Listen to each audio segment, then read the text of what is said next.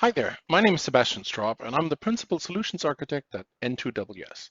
In this video, we'll talk about how to upgrade to version 3.2.1 using the patch method. First, you have to be currently on version 3.2.0. This patch will not work on any other version. That being said, let's get started. So the first thing that we want to do is we want to make sure that we have a current backup of N2WS Backup and Recovery. And there's really two ways of doing this. Either you already have the CPM data policy.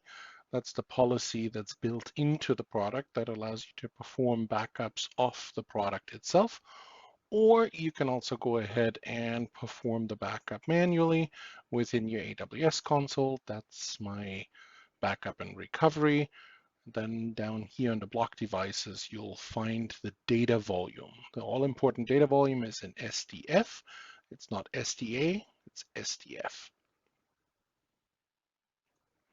Either way, either perform a backup, a snapshot of the SDF volume, or simply choose to perform a backup by running the CPM data policy.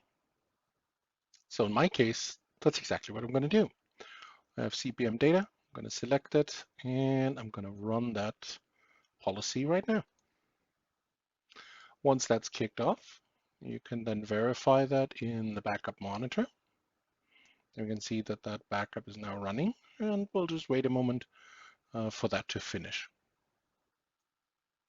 So great, through the magic of video editing, my backup is now finished, as you can see. That was my regular backup and also the DR backup. And then the next step is that you need to download the patch itself. You'll find this in our knowledge base under the release notes for the 3.2.x release. And if you just keep scrolling down, you'll find the new features in the 3.2.1.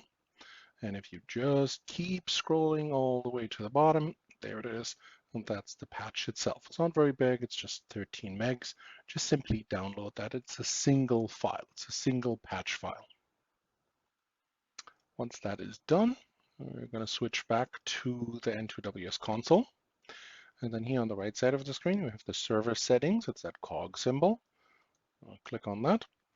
That's going to give us different options here on the left side. And the one we're looking for is called patches. All right, I'm going to choose that.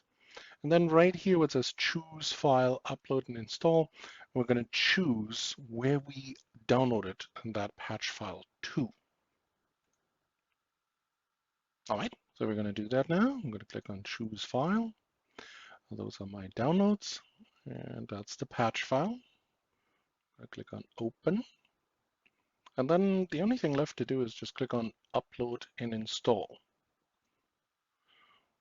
I'm going to say, well, make sure that you performed that backup because that's what we already did just now. And upload and install.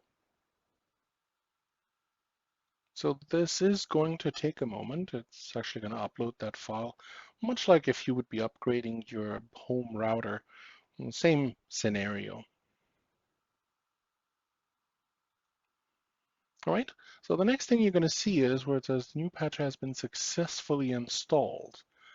Now at that point, once you install this, you probably want to wait a little bit longer. So you're all first going to see the date and timestamp of the patch that we just installed.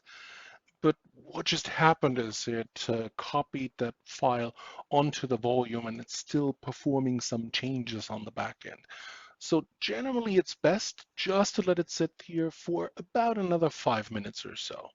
Don't browse around because some of the features are still being installed and you might have some strange output on the screen. So just simply let it sit for about 5 minutes. All right, well, we fast forwarded a little bit and now all you have to do is refresh the browser screen. And then over here on the right side of the screen, right underneath the question mark, you can go to the About box. And this is where you should see that now the new version has been installed, and now you're on version 3.2.1. And that's all there is to it. Pretty simple. I thank you for watching.